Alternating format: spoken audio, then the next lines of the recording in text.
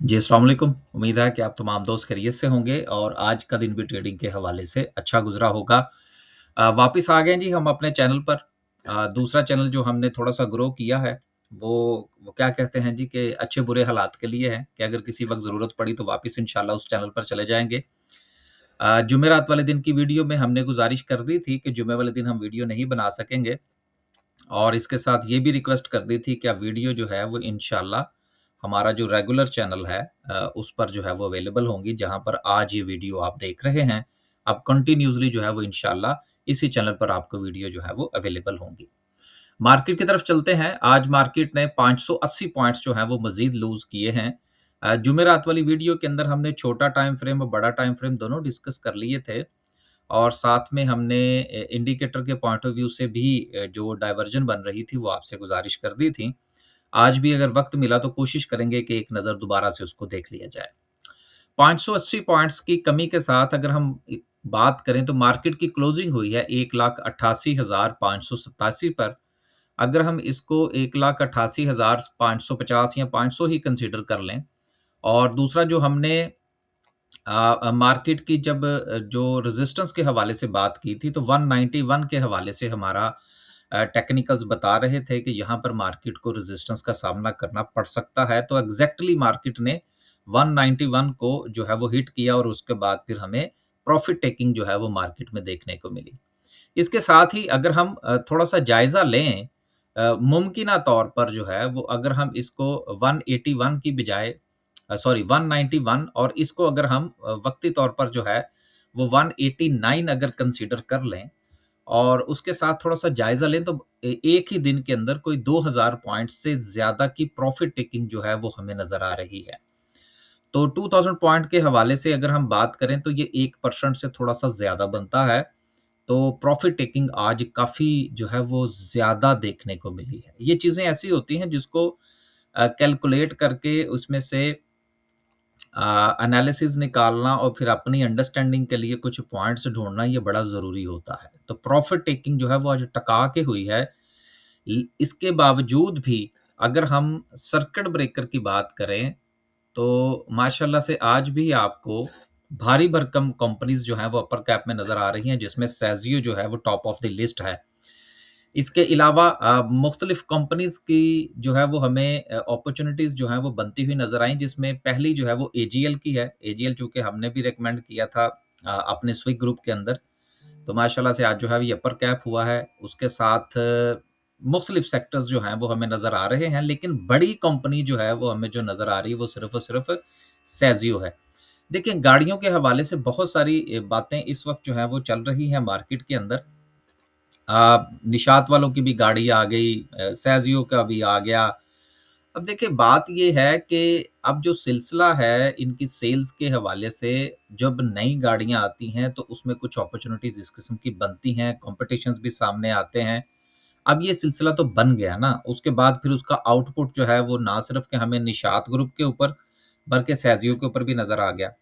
अब नेक्स्ट जो है वो अब चीज़ें नॉर्मलाइज़ इंशाल्लाह जो है वो होना शुरू हो जाएँगी। सो वो एक जो एक्साइटमेंट थी मार्केट के पॉइंट ऑफ व्यू से, अब वो काफ़ी हद तक जो है वो ख़त्म हो जाएगी इंशाल्लाह और अगले 1 आध दिन के अंदर अब चीज़ें जो हैं और यही शेयर्स जो हैं ये आपको नॉर्मल ट्रेडिंग के जो फ़ेज़ है उसके अंदर इंशाल्लाह नज़र आएँगे। सो लिहाज़ा बहुत ज़्यादा एक्साइटमेंट जो थी वो अब काफ़ी हद तक ख़त्म हो जाएगी। इस चीज़ को आप ज़रूर ज़हन में रखिएगा। लोअर कैप की बात करें, कोई काबिल ज़िक्र कंपनी जो है वो लोअर कैप में मौजूद मौजूद नहीं है। ओवरऑल अगर हम मार्केट की बात करें तो मार्केट के अंदर लास्ट वीक भी हमने जो बात की थी कि स्पेसिफिक मूवमेंट जो थी वो चल रही थी और आज भी देखें तो मार्केट में हमें को बहुत बड़ी मूव न देखने को नहीं मिली। गो के फ्राइडे को हमने बात नहीं की थी मार्केट पर, लेकिन फ्राइडे का जब मैंने चार्ट जो था ये इसको जब देखा तो मास वाई फर्टिलाइज़र सेक्टर के कोई बहुत बड़ी मूव नहीं थी। तो जब स्पेसिफिक मूव चल रही हो और तो इसका मतलब ये होता है कि मार्केट का मूड जो है वो कुछ बहुत एग्रेसिव नहीं है। एग्रेसिव से मुराद बहुत कोई लंबी छलांग लगाने का फिलहाल नहीं है। वो मार्केट थोड़ा-सा रिट्रेस करेगी, प्रॉफिट टेकिंग का सामना करेगी, फिर पाउंड लगाएगी, देन अगेन जो है वो अपनी एक नई रैली बनाएगी। ये मार्केट का हमेशा से उसूल रहा है। तो इस पॉइंट ऑफ व्यू से बहरहाल मार्केट जो है वो अपनी एक पेस के मुताबिक जो है वो बिल्कुल दुरुस्त परफ़ॉर्म कर रही है। हाँ, लेकिन लोग घबरा जाते हैं। आज भी हो सकता है, बहुत सारे लोग जो है इस वजह से डरे हों। देखिए, हर रोज़ तो नई-नई कैंडलें 15-1500, 2-2 हज़ार पॉइंट्स की नहीं ना मिलती। प्रॉफ़िट टेकिंग भी तो चलती है ना, और आज अच्छी खासी प्रॉफ़िट टेकिंग हुई है। सेक्टर वाइज़ बात करें तो आज ऑटो का दिन रहा, 190 पॉइंट्स जो हैं वो अप पे जा रही है। इसके अलावा ऑयल एंड गैस में से आज 168 पॉइंट्स निकले हैं। टेक्नोलॉजी 125 पॉइंट्स ऐड कर रही है, प्रॉपर्टी है, फूड सेक्टर है, टेक्सटाइल कंपोजिट है, सो एंड सो। लेकिन मार्केट में जो सेलिंग प्रेशर है, वो हमें मार्केट के ऊपर छाया हुआ नज़र आ रहा है, और रफ़ली तमाम सेक्टर्स के अंदर के हम देखें तो प्रॉफ़िट टेकिंग का जो है वो बोलबाला है। इसके साथ जो एक अहम चीज़ है, वो आपने ये देखनी है कि आपके केएसई 100 में से अगर हम देखें, तो 67 कंपनीज़ जो हैं, यानी कि 70% इन्हें अगर हम इसको थोड़ा-सा राउंड कर लें, तो 70% जो है वो आपका केएसई 100 जो है वो डाउन साइड पर है। 30% जो है वो अप साइड पे है। तो 70% चूँकि डाउन साइड पर है, तो इसका मतलब ये है कि सेंटिमेंट जो है वो मुकम्मल तौर पर प्रॉफ़िट टेकिंग की तरफ इस वक़्त चल रहा है, और आने वाले 1 आध दिन के अंदर भी आपको प्रॉफ़िट टेकिंग कंटिन्यू करती हुई नज़र आ सकती है। लेकिन अब वो कितनी हो सकती है, मार्केट कहाँ पर पाँव लगा सकती है, ये इंशाल्लाह कैंडलस्टिक पर डिस्कस करेंगे। कुछ खबरें हैं, उनको शामिल करते हैं, फिर लास्ट पे जो है वो इंशाल्लाह शामिल करेंगे कैंडलस्टिक को। पहली जो रिज़ल्ट के हवाले से है, माड़ी एनर्जीज़ का रिज़ल्ट आया है जी, और इसमें ये कहा गया है जी कि इसका डिविडेंड तो इन्होंने दिया है ₹8 का, लेकिन इसके साथ ही इनके प्रॉफ़िट्स जो हैं, उनमें कमी वाक़या हुई है। देखिए, ऐसा नहीं होता कि एक जो है वो आपका जो क्वार्टर का जो रिज़ल्ट आया है, फिर उसके बाद वो चीज़ें इंक्रीज़ की तरफ ही जाएँ। इसमें उतार-चढ़ाव चलता रहता है। अभी मैं ये देख रहा था कि अगर हम इसका ₹25 का जो 6 महीने का जो इसकी अर्निंग थी 2024 के अंदर, और 25 के अंदर जो है वो ₹23 समथिंग नज़र आ रही है, और 6% का डिक्लाइन है। इसको ये देखने का अपना-अपना अंदाज़ होता है। मेरी कोशिश ये होती है कि जिस वक़्त एक क्वार्टर का रिज़ल्ट आ जाए, तो उसके बाद जब सेकंड क्वार्टर आए, तो उसको प्रीवियस क्वार्टर के साथ आपको देखना चाहिए, ना कि पिछले साल के क्वार्टर के साथ। चूँकि कंटिन्यूटी तो इस जो है वो ईयर की है, लेकिन हर बंदे की अपनी जो है वो राय है, और स्टॉक मार्केट की सबसे बेहतरीन जो चीज़ है वो है ही ये, और इसका हुस्न ही ये है कि इसमें कोई थंब रूल नहीं है। हर बंदा अपने जो है वो फ़ॉर्मूले के मुताबिक चलता है। अब अगर हम प्रीवियसली अगर हम इसकी अर्निंग देखें, तो इस वक़्त की अर्निंग देखें, तो उसमें हमें थोड़ा-सा डिफ़रेंस ज़रूर नज़र आ रहा है। प्रॉफ़िटेबिलिटी में राइट एट द मोमेंट कमी ज़रूर हुई है। लेकिन एक चीज़ आप जो है वो ज़रूर याद रखिएगा, वो है एक्सप्लोरेशन। जितने ब्लॉक्स इनको अलॉट हो चुके हैं, और जिस कदर जो है वो ड्रिलिंग जारी है, आने वाले दिनों में ऑयल और गैस की प्रोडक्शन में मज़ीद इज़ाफ़ा होगा। तो जब मज़ीद इज़ाफ़ा होगा, तो इंशाल्लाह जो इन कंपनीज़ की जो प्रॉफ़िटेबिलिटी है, ये सिर्फ़ मैं माड़ी की नहीं बात कर रहा, मैं ओजीडीसी पीपीएल की भी बात कर रहा हूँ। और गुज़िश्ता मेरा ख़्याल है कि 1 साल से आपसे गुज़ारिश कर रहा हूँ, ये प्रॉफ़िटेबिलिटीज़ मज़ीद इंशाल्लाह बढ़ेंगी। ये को इस क्वार्टर के अंदर बहरहाल फ़र्क ज़रूर पड़ा है। इससे वैसे कुछ लोग खुश बड़े हुए होंगे जो इन माड़ी एनर्जीज़ के हवाले से जो है वो इसके खिलाफ है ना, देखे जी माड़ी में ये हो गया, देखे जी माड़ी में वो हो गया।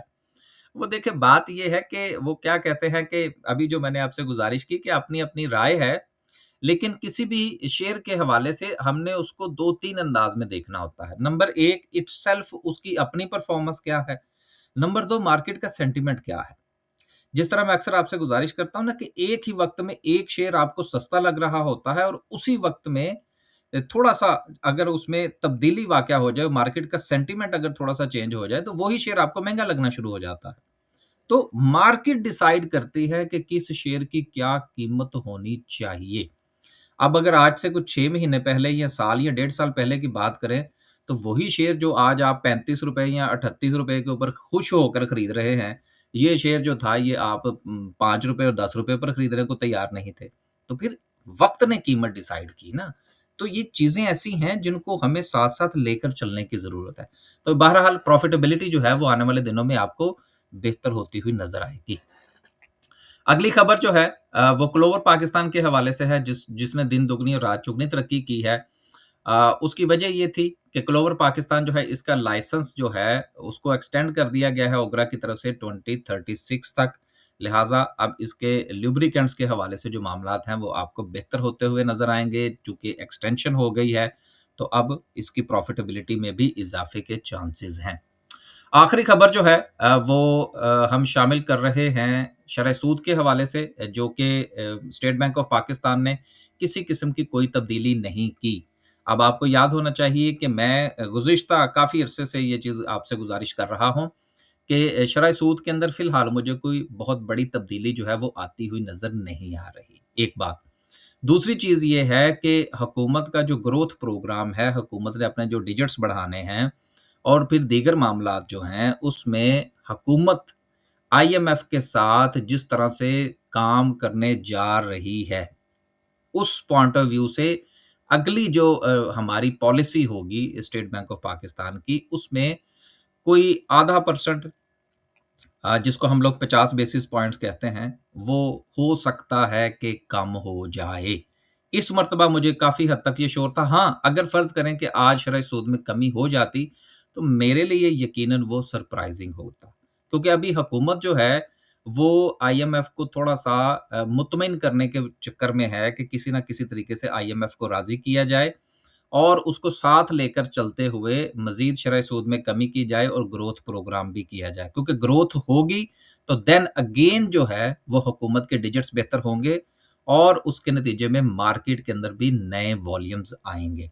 तो बहरहाल मेरी तवक्को के मुताबिक जो है वो तब्दीली नहीं हुई, लिहाज़ा मैं तो सरप्राइज़ नहीं हूँ। बहुत सारे लोग उम्मीद लगाकर बैठे हुए थे, हर एक की अपनी राय है जी, हमें इस हवाले से किसी से कोई इख्तिलाफ़ नहीं है।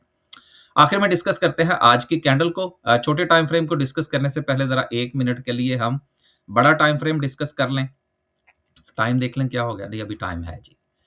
राइट। जुमेरात वाले दिन जो हमने आपसे गुज़ारिश की थी, उसको ज़रा एक मर्तबा फिर देख लेते हैं। एक चीज़ जो थी, वो तो ये थी कि मार्केट जो है वो अराउंड कोई 191 तक जो है वो जा सकती है। वो तो ख़ैर एक मामला था, वो तो हो गया।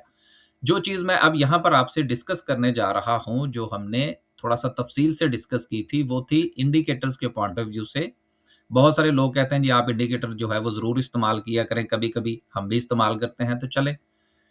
ये एक डायवर्जन बनी थी, जो कि मैंने आपसे गुज़ारिश की थी कि जिसमें मार्केट जो है उसने तो अपना हाई की तरफ जो है वो सफ़र किया, ये। लेकिन आपकी जो आरएसआई है, उसका सफ़र जो है वो ऊपर की तरफ नहीं गया। सो ये एक डायवर्जन बनी थी, जो कि मैंने जुमेरात वाली वीडियो में आपसे गुज़ारिश कर दी थी कि मार्केट के ऊपर जो प्रेशर है फ़िलहाल वो बन सकता है। लेकिन जो ट्रेंड की जो तब्दीली होती है, ये मैं ज़रा थोड़ा-सा इसलिए तफ़सील से गुज़ारिश कर रहा हूँ, क्योंकि नए लोग भी जो है वो वीडियो को देख रहे होते हैं।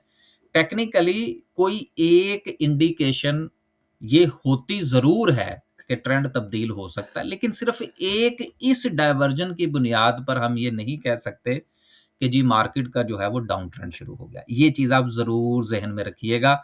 ये मैंने क्लैरिटी के साथ गुज़ारिश कर दी है, ताकि आप जो है वो टेक्निकल्स की ज़ुबान में अंडरस्टैंड करना जो है वो शुरू हो जाएँ।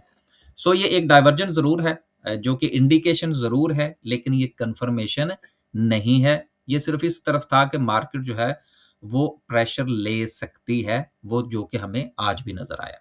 अब चलते हैं और डिस्कस करते हैं, जो कि हम हर रोज़ जिसके ऊपर बात करते हैं, वो है छोटा टाइम फ्रेम।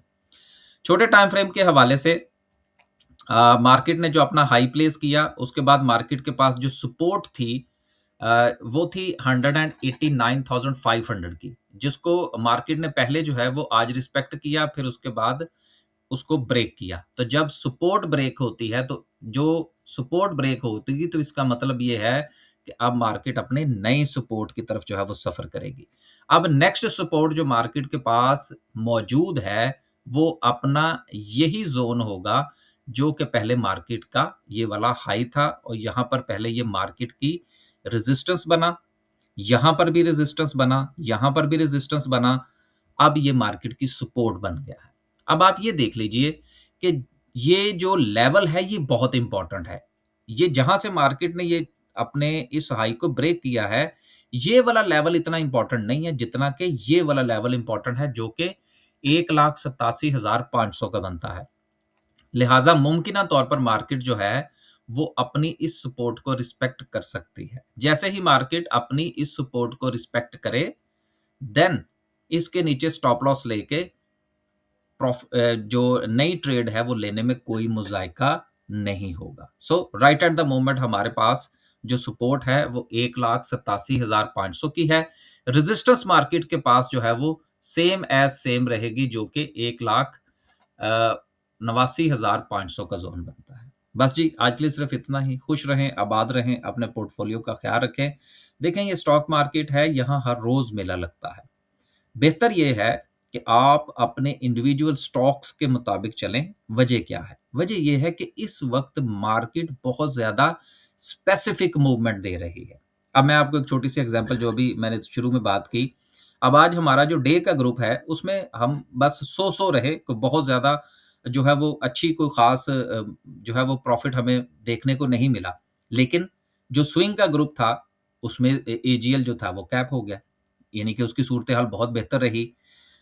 इंडिविजुअल स्टॉक्स जो हैं उनके टेक्निकल्स को देखें और उसके मुताबिक अपनी ट्रेड को प्लान करें, लेकिन आपका रिस्क एंड रिवॉर्ड जो है वो पूरी तरह से कैलकुलेट होना चाहिए।